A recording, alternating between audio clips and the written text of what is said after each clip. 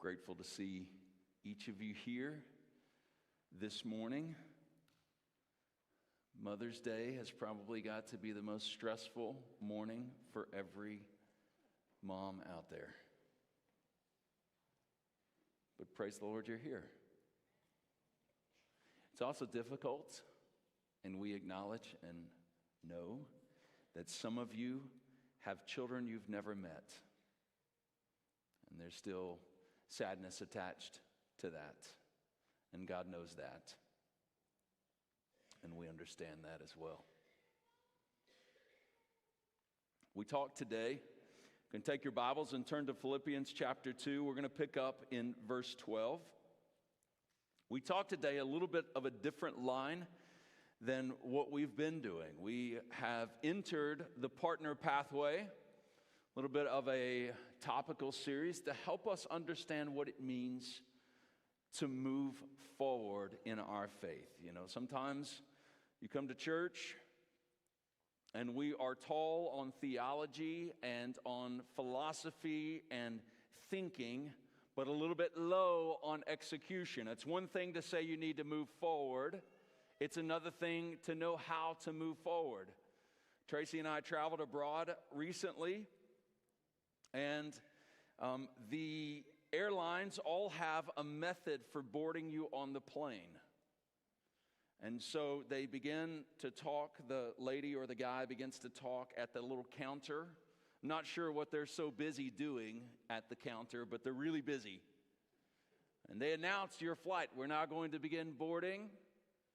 And they start with special needs situations. So if you've got a stroller, if you're a young family, if you're whatever you are, right, you can come. And then concierge, I don't know who the concierge people are. They're better than business or first class people. Business or first class people come up, and then mayhem breaks out.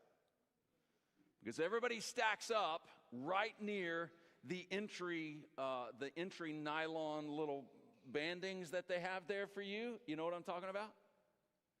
And so everybody's trying to act like they're not in a line, but they're obviously angling up for a line, right? And they're all right in front of where you got to go. So if you're boarding in group 4, you don't know that this person is boarding with the chickens and the goats. They're standing really near the front of the line, even though they know that their turn's not coming for another 15 minutes. But they're there, and you don't know. What we need is gamer tags that say group whatever it is, so you can just cut in front of those people without feeling like you cut in front of them. And they call your number, and you have to cut in front of everybody. But you find yourself cutting in front of other number 4s. You could do it like the Indians do. They don't have lines. They just get and go. Whoever makes it first. And that's pretty much what happens on boarding a plane. It's supposed to be organized, and church life and the ideas that we put out there are supposed to be organized ideas, but sometimes we just don't know of, like, do I go forward now? How does my spiritual life need to unfold? What do I need to do next? Just tell me and I'll begin. And the partner pathway is this definition. So I want us to do two things today. Number one, I want us to identify who we are on the pathway. There's 4 kinds of people that we've been able to identify. 4 kinds of people. And then that's the number one thing that I want us to do. And then number 2, I want us to decide what it's going to take for us to grow, to move forward in our spiritual walk. Some of you have been stuck in your spiritual walk for a long time because, frankly, you don't know what it would mean to move forward. You don't know what it would mean to live a different kind of life than you're living. You don't know what needs to change or what you need to address or how to connect more at a church. You've been coming here for a long time and you feel like every time you show up it's about the same thing, like you still feel like a guest. And you're like, what do I do? What do I do next? And so we're going to walk through what it means to address and to step forward in the do next kind of thing. And this is really easy when you're growing up because your biology pushes you to mature, right? I got to say, to our little infants, never learn to crawl. It's way better getting carried around everywhere you go. Right, isn't it? Some of you, you get old and you're like, man, I wish somebody would carry me around everywhere. And yet something biologically, internally, pushes our children to grow. And so they add capability, they add strength, they add intellect. And you as a parent are trying to keep up with the new things that they need, with the new stimulation that they need, with the new boundaries that they need, with all of that stuff, right?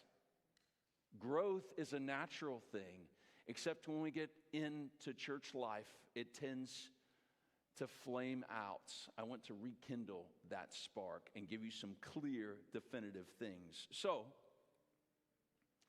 you're going to have to be honest with yourself. We're going to describe 4 different categories. I want to show us out of Philippians chapter 2, verse 12, what the Apostle Paul expects. Here's what he tells this congregation in Philippi.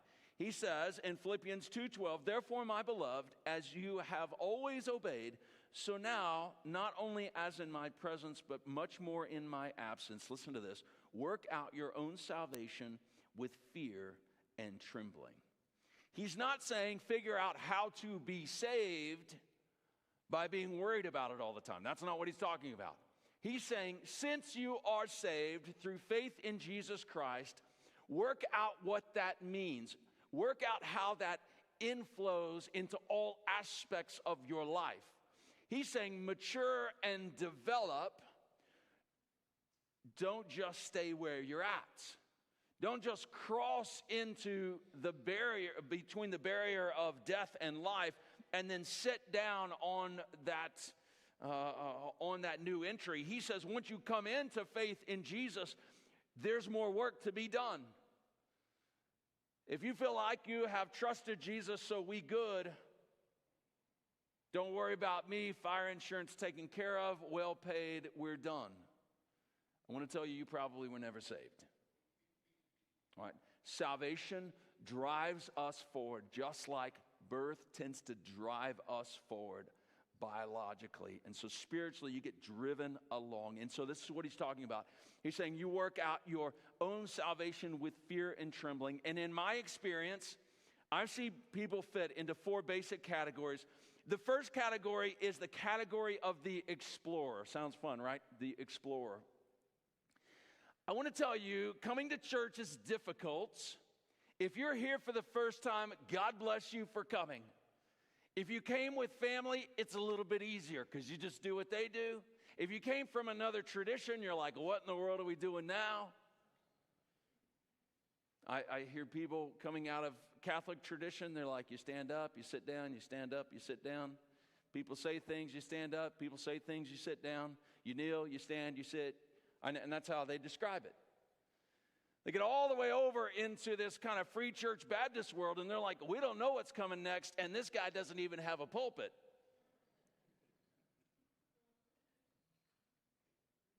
We begin as explorers.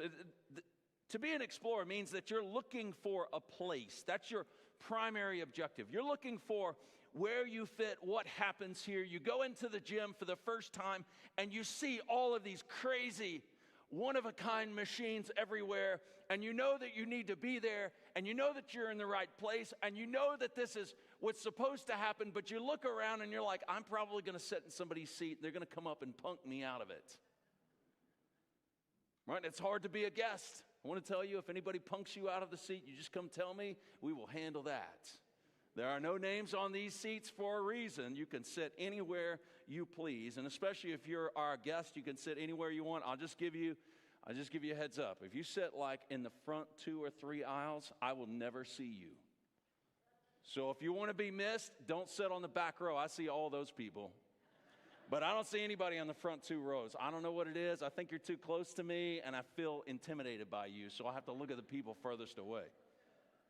So we begin as explorers, and we're looking for a place. We attend. Maybe that's you today. You showed up for the first time. Listen, you're our honored guest. We're so grateful to have you. But if you find yourself wanting more, then the question is, well, how would I even begin to go about that? How would I even begin to move forward? Because you don't have the information that you need. You don't know where to find the information that could help you. And so here you are, and you're trying to figure out what to do next. I want to tell you the first place that explorers need to start is with a vision for God that says that the church that you're attending should be a place of biblical empowerment, of this presence and the work of the Holy Spirit in your life daily, not just on Sundays when you show up, that you should expect that you will be stimulated mentally, meaning you will hear rational conversation about Christ and about the Word, and that you will be stirred up emotionally as God works inside of you. But all the way along the path, you are being drawn to further commitments and to decision. The Holy Spirit never leaves us where we once were. The Holy Spirit always drives us to where we need to be. And so if you show up feeling particularly sinful and broken and unqualified to be here, I want to tell you, you are exactly in the right place, because this, under the Word of God, is the place of healing. So you are in the right place. You don't know in the gym how all the machines get used, and that's okay. But you should expect as an explorer that your distant touch on that community will draw you in to new connections, new relationships, a new way of using your money and using your time and using your relationships. All of those things will be impacted if you step forward. Explorers are just trying to figure it out. And so it's very relevant then that you're working out salvation with fear and trembling. You don't know what's to come. You're uncertain what giving it to the Lord would mean. You struggle because you don't know all what's going on. Let me give you a few things that are easy for you to do. This is first kind of the make a friend step. You can just think about the people that are around you. Don't look around, you'll feel weird. You can think about the people that are around you. If you've got family with you, it's Mother's Day, you're sitting with mom, you can definitely give mom a hug. She'll appreciate that on Mother's Day, but you can do some other things. You can think about these folks and you could say, okay, you know what, I'm going to shake a hand. We used to torture guests. We would have to stand up and look around and shake hands with somebody. And for us introverts, that's like introverts' daytime nightmare for that to happen. Oh gosh, I'm going to have to shake a hand. And it's going to be a coached handshake. They told me to do it. All right, so I'm not telling you to do it, but kind of am. You can just think about the people around you, and this is the make a friend step. As an explorer, that's what you need. Second, if you're going to step forward and move from being an explorer to an ally, I'll explain in a minute, then you need to get connected to the digital links that are part of the body of Cana. Now, a lot of churches use different things, but you need to get church centers so that you can get news and you can understand what's going on. All right, explorers often live in blissful ignorance. They're like, well, I didn't even know that was what was going on. I don't get the newsletter. Hey, look, even for all of you that get the newsletter, you don't read it, so I know this. And you're like, oh, we didn't know what was going on. There's a lot of stuff in the newsletter. You know how I know that? I wrote it. So take the $50 challenge, okay? What does the $50 challenge force you to do? I want to tell you that your $50 is not going to make or break us, but it might make or break you. Here's what I mean. $50 is not a big, look, you spend more on dog or cat food every month than $50. All right, you take the $50 challenge, what does it do? It causes you with purpose to walk in to the normal channels of information and access that are available right now. When you get Church Center and you sign up and you connect your account, you do all that kind of stuff, it allows you to not just give at the call. Guys, you realize it's not a giving sermon, but this is a little bit of a giving sermon. You realize if you don't provide the money, we don't exist. You understand that? There's no diocese. The Pope doesn't send us money, even if he is from the U.S. If you don't do it, we can't do it, all right? So it's a $50 challenge. It just connects you to everything by taking that challenge. You connect personally, so you don't sit in a chair and give, and that's it. But you connect personally, meaning connect on a Wednesday night, connect on a Sunday morning at 9:30. Make a personal investment of your life together as a family and join up with other people that you need to know. You're like, I don't like going into situations where I don't know somebody already. Man, I grew up as the new kid at school. I get it. I was picked last for the kickball team so many times because I was unknown. I get it. I understand. But that never stopped my mom from forcing me to go to school. Not a single time. And I want to tell you, it will never stop the Lord from forcing you to make the connections that will aid your life. Second group of people are the allies. All right, so explorers, you're just looking for the place. You're looking over the gym. You're trying to figure out what machines you're supposed to use in order to kind of bulk up and do your thing. All right, you get in, you get past the counter lady or guy. You know, they always put like a really fit person at the check-in counter. That's intimidating to me. They need to put a flabby person there. It's like, if you go past this, then you'll be fit. But if you just stay on this side of the counter, you'll be like me. Anyway, so they intimidate you as you walk in. You walk past that really fit person. You're supposed to become like them or something. You grow, okay? You grow into allies. What allies are looking to do is to understand. So they know a little bit more. They've been around for a little while. They're looking to find their mission in life, and they're finding their place in church. Allies are all of those who are beginning to connect. They're beginning to give. They're beginning to believe in God's place for them at that particular local church. You see, explorers have the advantage of being able to shop around. They're only ever spectators. They're never connected. Allies are looking to connect. In fact, we see plenty of occasions of this, and we're going to talk about it next week, where we have people who have meaningful, willing sacrifice and gift to the Lord. So some of us, we're like, man, that was a good day at church. I'm going to give. That is a very ally type maneuver, a transactional thing. And listen, that's okay, and that's honored by the Lord to give in that manner.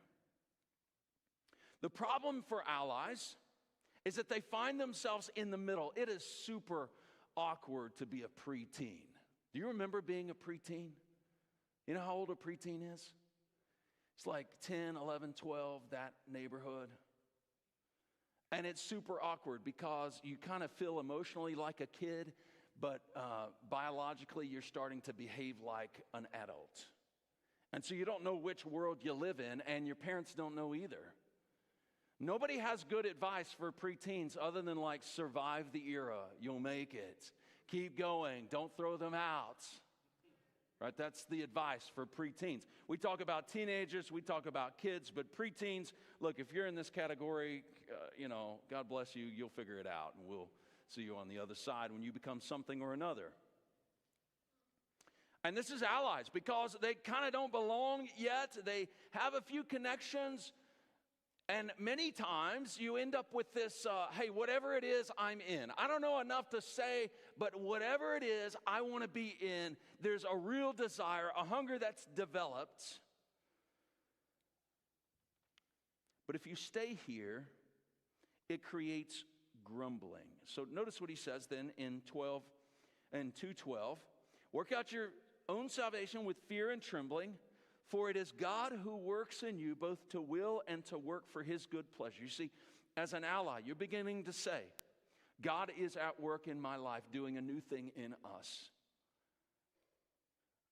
I've found huge distractions for people when God begins to work in their heart and then they resist in some aspect of what he's doing. Some of you right now are hung up on the thought that we've asked for money. You're hung up there. You're like, $50. How dare he? Some of you are. I want to tell you something. If you get hung up on the money, look at what verse 14 says. This is not about you making or breaking us as a church. This is about you moving forward in an obedient fashion, being able to bring the fullness of your life as a sacrifice to the Lord so that he can make you useful. So he says, verse 14, do all things without grumbling or disputing, that you may be blameless and innocent children of God without blemish in the midst of a crooked and twisted generation, among whom you shine as lights in the world. You see, allies are right in the middle, and if you stall here, then you will become a grumbler. You know enough to be upset, and you know enough to move forward. And if you refuse the Lord and how he draws you in any of these areas, in connection, if you just stay on the perimeter, if you're like, I like these people, but you never lock in a relationship. If you're like, I like what this church is doing, but you never lock in consistent giving and consistent participation. If you never lock those things in, you will tend to become a grumbler about all the things it didn't provide you. What you need is not more inspiration to move. You need more skills. Listen, guys, coming to church is a skill set. It's not just like I get inspired to go. Listen, there's a lot of professional athletes that don't love. If you're a professional baseball player and you've got 180 games, you can't tell me those guys get excited for every game they play.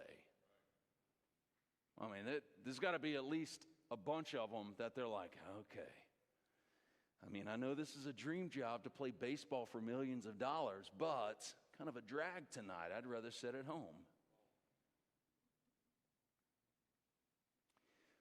Most allies don't have an inspiration problem. You believe in the house. You believe in what's going on. You're like, whatever it is, I'm in.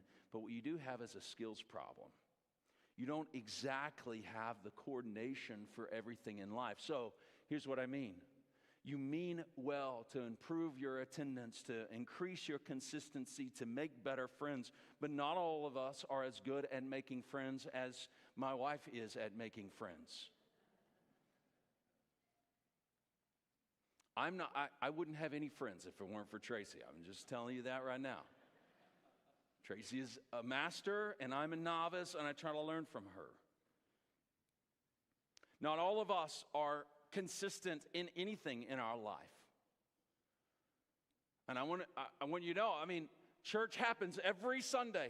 Doesn't matter if I'm here, or if Aries here, or if anybody else is here, any one person. Like, we're going to be here on Sundays, starting at 9:30 for MC groups and 10:30 for Sunday service, right? We're going to be here. It's going to be happening, and you can show up. And you know what? Every Sunday is overwhelming for a lot of you because you don't have the skill for it. And I want you to know you can build your skills. And you have to build your skills in order to move forward with the Lord. Some of us, listen, we need to get better skills in regards to praying and reading. I believe every believer would grow in their faith if only they knew how. And most of us are interrupted by lack of discipline, not by lack of inspiration or desire. We want to know Christ. We want to have a good prayer life. We wish we had those skills, but we lack them. And I'm not minimizing sin here, but I'm just simply saying for many of us, we get so distracted by everything we can't do that we decide to do nothing in regards to our spiritual life. So here's what allies can do to move forward. You can take a monthly gift challenge. So, $50 a month for at least 3 months. Not going to make or break your bank. All right? Not going to make or break your bank, but what it is a practice of consistency. Allies generally lack consistency. You're here occasionally. You're here because it's a special event or whatever. Second, you can join an MC group or a Wednesday night study, and you can connect there, meaning you're going to try to move your attendance from occasional to at least regular. Right now, average attendance at church is about 25% of the time. 25% of the time. 1 in 4 Sundays a month. Okay? It's significant to us and to you if you increase that to 50% of a month, right?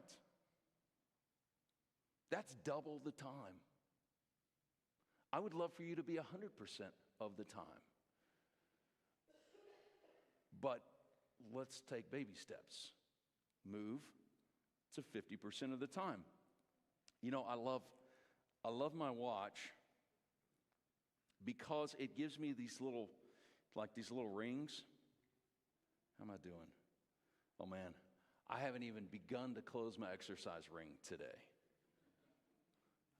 I got 45 more minutes to close that. Not right now, but during the day. And it tells me how I'm doing. And then every week it gives me a feedback, right? And I get to see my stats. And I love seeing my stats. And allies, I want you to know, this is an easy way for you to improve your stats. I wish we had the church meter and you could just tag it in and you knew how you were doing, right? And then maybe here's the biggest one of all. Go to lunch with at least one person a month after church, one family a month after church. You're like, well, I don't know anybody. It's exactly it. And if you just see people before or after church, if you glide in here after the first song and you exit here before the invitation's done, I want to guarantee you something. You're not going to know anybody. You got to give some time. And so commit. We're going to go to lunch with at least one person.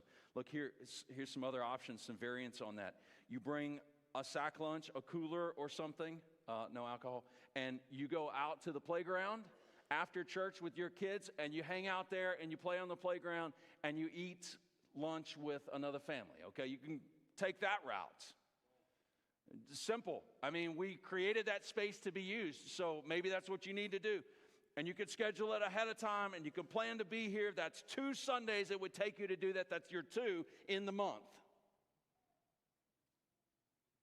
See, a lot of strategies, new skills. Allies then grow into partners. This is where most of those who are like in a church are at. They are at the partner phase of their spiritual walk. Partnership is about becoming an insider. It's when you cross the threshold of like, I'm visiting your house, to like, I belong in this house. Partners are the normal state for long-term members to exist. And listen, you can be a young person or you can be an old person. You can be an explorer or an ally, but you are looking to take this step where you begin to say, I belong to that church. And you need to belong to a church. Now, this isn't about belonging to Cana Baptist Church Incorporated that exists according to our bylaws at 2309 East Renfro Street in Burleson, Texas 76028. I'm not talking about that.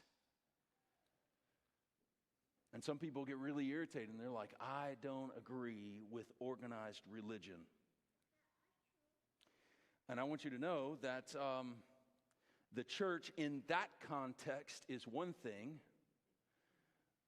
But if you say, I don't want to belong to a church, that's like the hand saying, you know what, I don't want to belong to the arm. They just attach me. I love Jesus, but I don't like the church. Listen, we is the body of Jesus. That's the scriptural analogy, the metaphor given to us. We are integral to who Jesus is as an expression of himself and the glorious work of God of salvation on the earth. Without the church, everybody's hellbound. You get it? Without the church and the work of the gospel through the church, everybody's hellbound. Nobody hears the message of Jesus without the church. I don't mean Cana Baptist Church Incorporated. I mean the body of local believers in any given place. You don't have to have a title on the door, but I want to tell you, if you like meeting where there's air conditioning, you're going to need Cana Baptist Church Incorporated that can receive funds and pay the bills. You need that side, administrative side, in order to continue to have air conditioning when you meet. You don't have to have air conditioning when you meet, but we like it, right? Right now, it's a pretty nice day outside. We could maybe get away with it. We did have a church service during the weirdness of COVID, and we just all drove up in our cars. You remember that?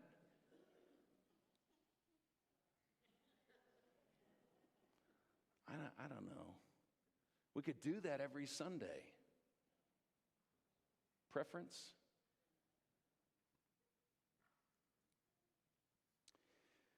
When we connect as partners, we become insiders. That means we begin to develop consistent patterns of attendance and of giving. We have long-term friendships and connections to people.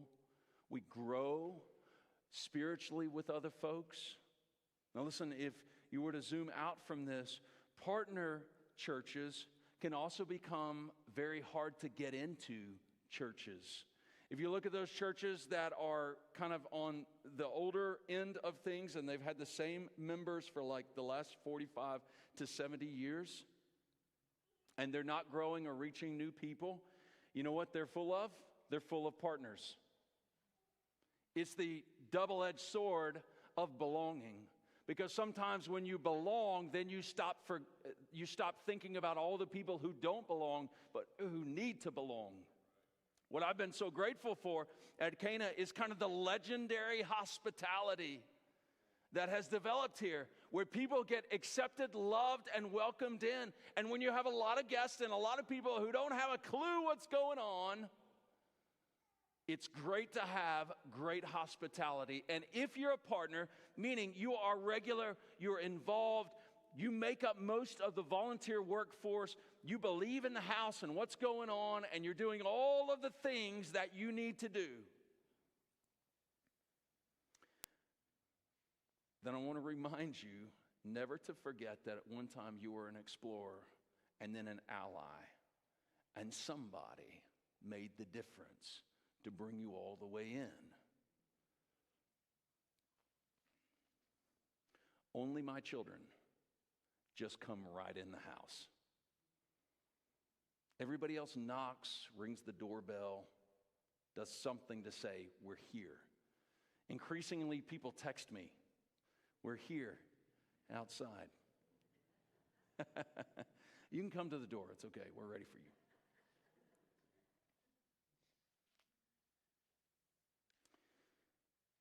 And just as with allies, because you're on the inside, it can become easy to become grumblers and to think that you have arrived because you know your pattern, and to get frustrated when you enter a crowded gym and there's a whole lot of people taking your machines and you can't do your regular workout. I want you to know something. Part of your workout is a workout of hospitality. To love those who have no clue what's going on and who need to move forward. That's what he says here. In this twisted, crooked, and twisted generation, second part of verse 14, you shine as lights in the world. And look, verse 16, here you are, partners, holding fast to the word of life, so that in the day of Christ, and this is the apostle talking, I may be proud that I did not run in vain or labor in vain. You know what I think? I think the Apostle Paul didn't realize how many people he would be looking at who were holding fast to the truth of the gospel because he wrote it down under the inspiration of the Spirit. So when he talks about running in vain or laboring in vain, and he's looking at the struggling churches that he's planted and been involved in, and he's sitting there in jail and wondering if this all mattered, and headed toward his execution that he eventually would when he was beheaded, and all of that, when he's thinking about all of that, I don't think he imagined your faces would be among those who contributed to his honor for the work he did on behalf of Jesus. He'll look at you on that day and he'll be like, so you're telling me in 2025 on a Sunday you heard something I wrote?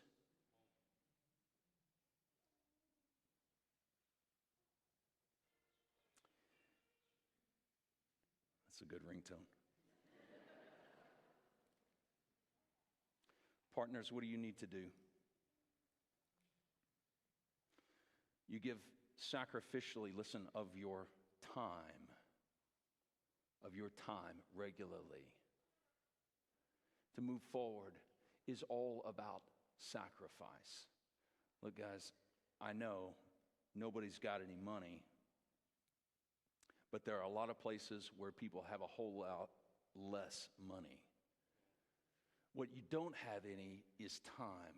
When we meet for Men's Midweek on Wednesdays, I am always so impressed when I talk to those guys, when I hear what their schedule is. You know, they're up at 4:30. Then we start at 6:30. Isn't it 6:30?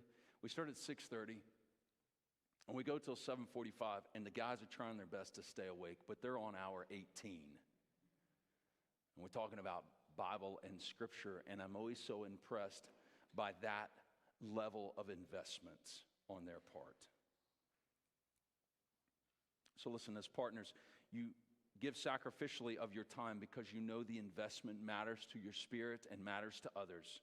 You pray, you seek, you read, and you love people sacrificially. To love people well is a sacrifice. What you lack in your spiritual maturity is this sense of sacrificial offering.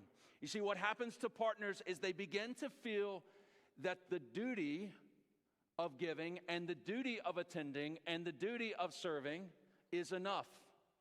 That obligation and meeting that obligation is what God has demanded. And listen, I want to tell you, that is baseline true.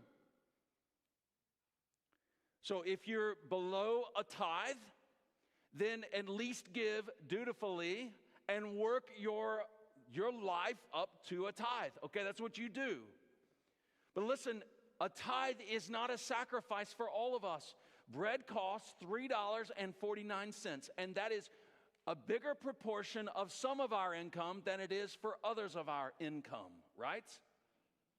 A tithe can be an easy payment for some, because even though it's larger volume, because we have more margin in our life.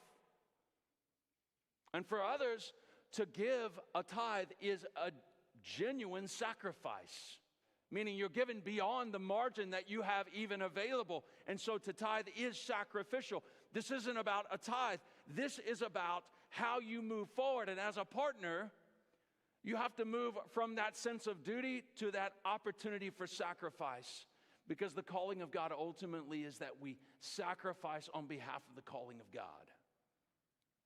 And so we mature as your partners in this work. If you fit that classification, then you mature into stewards. Listen, here's what a steward is. A steward is one who has it all on the line for their local church. Listen, these are the people that hold us up. These are the people that when things get really dicey, they are there, they're rock solid, they're foundational, they're not in it for themselves, they are there because you and I need them to be there. They're sacrificial on behalf of the Lord, and they understand the bigger picture. And so I want you to see then what the Apostle Paul says. Verse 17, even if I am to be poured out as a drink offering upon the sacrificial offering of your faith, I am glad and rejoice with you all. That is a steward mentality.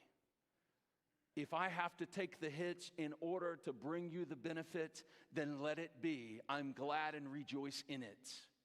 The steward has that mindset. Does that feel like a million miles from where you're at spiritually? But I tell you, we have many people who are stewards. And he says, look in 18, as he invites us to this same kind of framework, likewise, meaning I've said all of this, so therefore you too, you also should be glad and rejoice with me. You should be glad and rejoice at the opportunity for sacrifice that I have and that you have. All of us are pursuing stewardship. I have to say, I think stewardship is a very hard place to hold as a state of life. I think partners move up into stewardship occasionally and then will wrestle to stay there and may fall back into partnership. The point here is that stewards are struggling against their flesh, but they have learned to be constant about their sacrifice. They are saying to be poured out is better than to just exist and do my duty.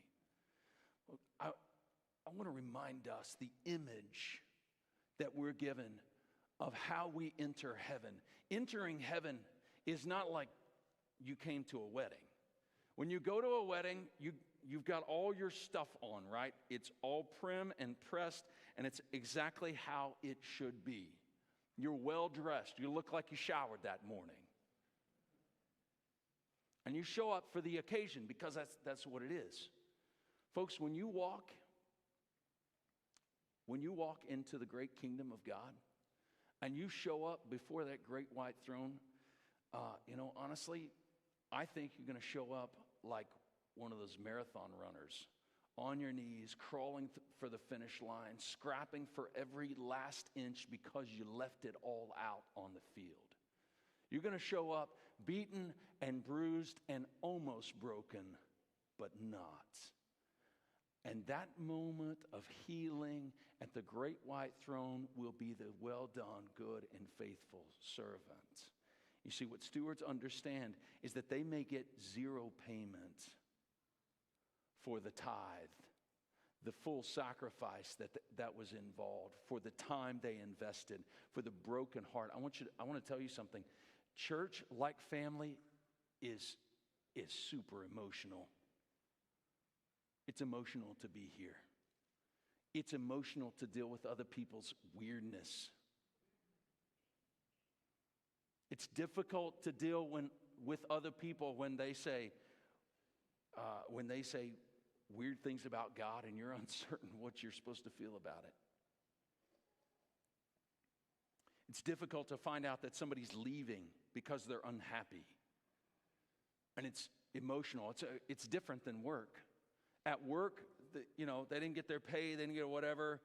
They're leaving. You're like, okay, sorry, man. We were friends. We can still be friends. But something happens at church that just makes it all more potent and personal. But listen, here's what stewards do. Stewards want the mission done. They want to accomplish the mission. They don't care about the cost. They care about the accomplishment, the effectiveness of the mission.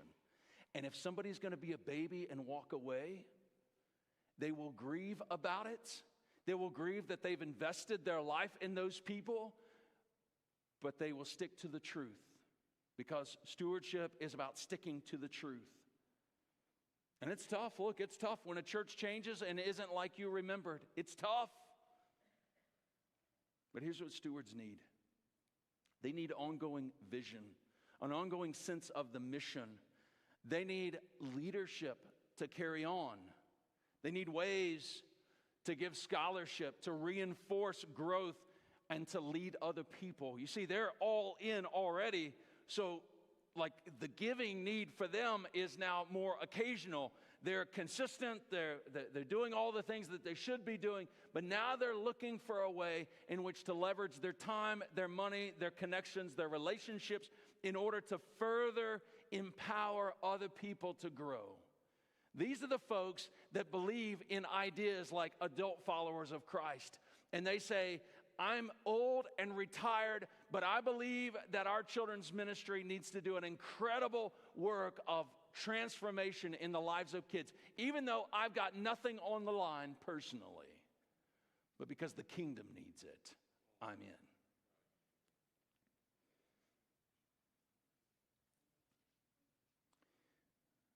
Stewards need to be able to pour out and pour into the love and sacrifice on behalf of other people.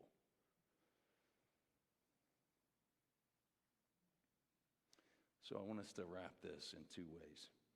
First, I want you to take this little assessment. It's a completely non-scientific assessment.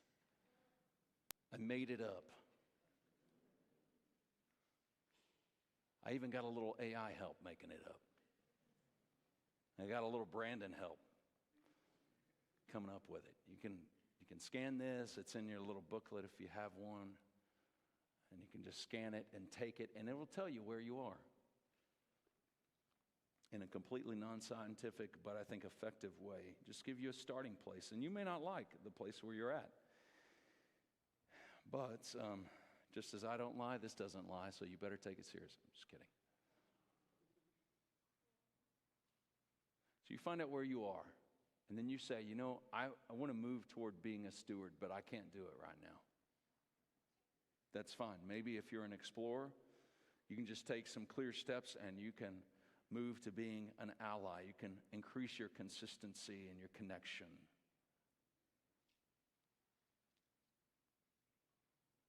But here's the second part of this wrap-up. You need to commit to becoming at least the next type of participant on this pathway. All of us should be moving toward stewardship of our whole lives. That's where we're headed toward. Well, we got it all on the line, and we've given all that we can give. That like Paul, we're saying, listen, even if I'm being poured out as a drink offering, I am happy to do it.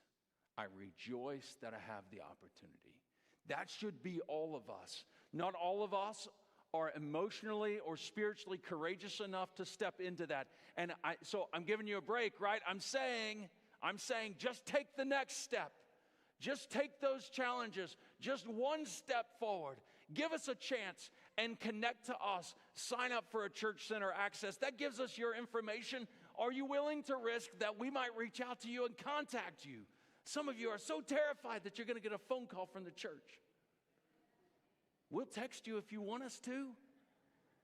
And we can have a text conversation. It might be me personally. You might have my mobile phone number to sell to spammers. But just take the step. Just take the step. We're dead serious about that. Not for our sake, for your sake. Join us in the great task of the Lord that He's doing at Cana for your own sake. Because God will raise you up. The team's going to return. We're going to have that time to commit. Will you stand with me?